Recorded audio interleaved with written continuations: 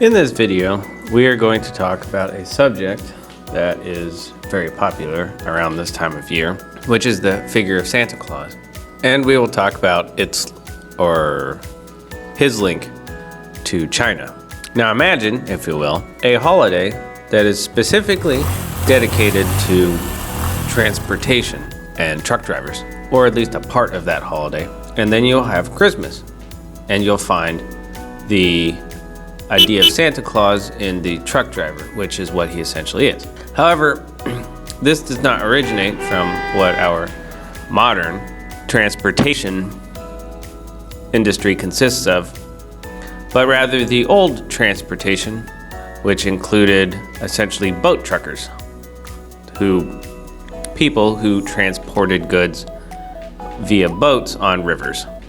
And they were often referred to as either the Voyageurs, the Canadian Voyageurs, or the Courrier, and they transported things on boats throughout the Americas, possibly Europe. They operated in the northern region, which has one characteristic that is very important and relative to Christmas tradition, which of course is the pine tree, of which Canada and North America are filled with pine trees, which is where the idea of the Christmas tree comes from. And then on these pine trees, we find pine cones, which we can find used to decorate trees in a rather ironic sort of sense, where the tree naturally forms pine cones, but then pine cones are used to decorate the tree around Christmas, kind of like taking off the pine cone and then putting it back on, which is pretty strange if you think about it. But this is not the only connection, because the Christmas tree, which is found throughout many parts of the world, but likely originated in the Americas via this practice, it's not so hard to imagine a time when trees were decorated with lights, not necessarily for a festive nature, but perhaps as a signal. Kind of like how they light up runways for planes.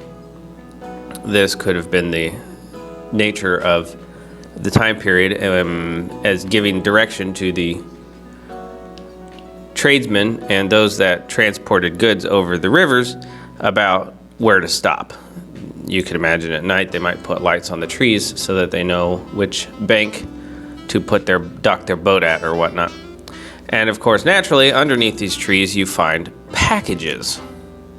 It's not so hard to imagine. Again, these goods deliverers leaving packages under trees that have lights on them.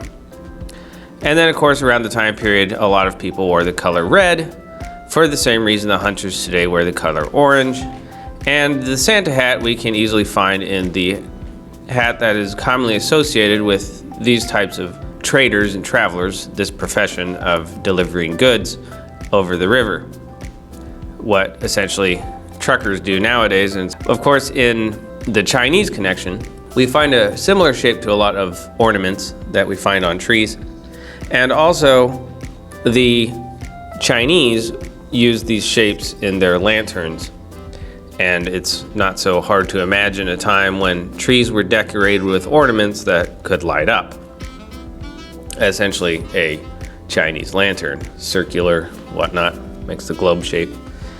And then, of course, in the Chinese New Year, we find very proliferated the color red, just as with Christmas. This gives another concept to the event or another perspective to the event that took place in the Christmas story when the family went to a Chinese restaurant on Christmas. Now, looking at some evidence of this, we will find why these travelers specifically warranted so much attention and recognition. In the voyages among different savage nations of America Septentrionale, written in French, and this is written by J. Long, who is a trader and interpreter of Indian languages, and he traveled with a group of these transporter people. And this was in the late 18th century. Now, I translated the English or the French version, and there is a English version which is very poorly translated from the Library of Congress, or not poorly translated, but translated in a very, or let's say revised, considering this work was originally written in English. It states, quote, "On the 4th of May, 1777, I left Montreal with 2 large birch canoes." Now the French would write that as canot, the T, but called by the French mater canots, and that would be like master canoes, or perhaps even mothership. Maybe. Having 10 Canadians in each, as the number of portages. Portage is French for like a carrying, so I suppose a portage would be a place that they carry it to like a port. To port something is to carry it. So it's interesting they didn't translate that word, but require many hands to transport the goods across the landings, which can only be done on men's shoulders. As their voyage is so essentially different from the English manner of traveling, I shall relate it particularly.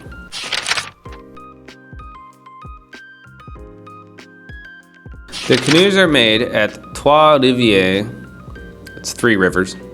They are in general 8 fathoms long and 1.5 wide, 1.5 fathoms wide, covered with the bark of the birch tree and sewed very close with fibrous roots, and this size they will carry 4 tons weight each as early in the spring as the ice will permit. They are brought up to La Chine. It is the word for China in French. That's how Frenchmen, people that speak French, refer to China as La Chine, a village 9 miles above Montreal.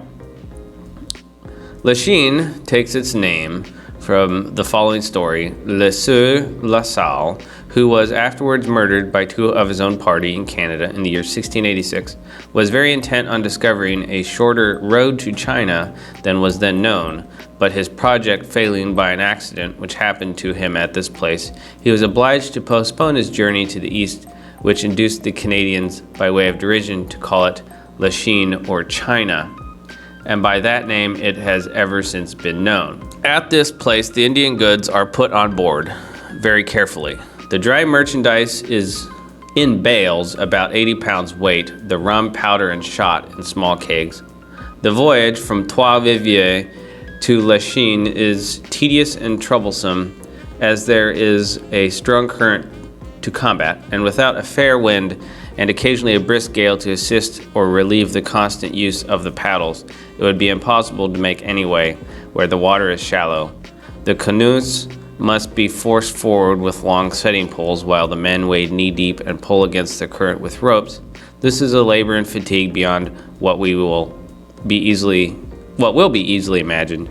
Custom has, however, made the Canadians very expert, and must do them with justice to say they encounter these difficulties with uncommon cheerfulness, though they sometimes exclaim, "C'est la misère, mon bourgeois." That translates to, "It is the misery, my bourgeois." That was basically like a city dweller. So it'd be kind of like calling someone a city slicker, I suppose. Here we get an example from the original French book in relation to La Chine. From La Chine to Michilimackinac, there are 46 portages. The distance by land and water is about 900 miles. In favorable weather, the journey is frequently performed in about a month.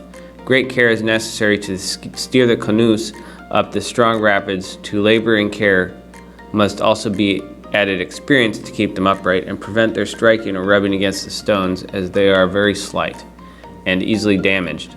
Whenever by accident they receive an injury, as they frequently do, the hole is stopped with gum melted with a piece of charcoal. The gum, by wetting, immediately becomes hard and is capable of resisting the impression of the water. When the hole is too large to be stopped by gum only, the inner bark of the birch tree, pounded and tempered like mortar, is put on the aperture. This is covered by linen rag and the edges firmly cemented with gum. We continued our voyage to La Berriere at the head of the Long Saute, or Long Waterfall, a very dangerous current from the extreme rapidity of the fall. At the top of this fall there are some traders settled, but they are not of any consequence either for the extent of their commerce or the profits arising from the peltry they collect. The savages in those parts being too well acquainted with the value of furs and skins to be imposed upon, unless when they are intoxicated, an advantage, I must confess, too frequently taken. From this fall we proceed to the lake of the two mountains, where there is a village belonging to the Caucanadaga Indians already described. At this place I stayed a day among my old friends, which was all the time my engagement would allow, as it is of the most material consequence in this branch of trade to be early at the wintering ground. We proceeded to the Outaouais, or Grand River, coasting all the way till we came to Lake Nipissing, from whence the river Saint Laurent, or Saint Lawrence, say in America, takes its rise, or at least in the United States, America. We then entered the French River, leading to Lake Huron, and proceeded with very favorable weather to Michilimackinac, where we arrived on the 17th of June.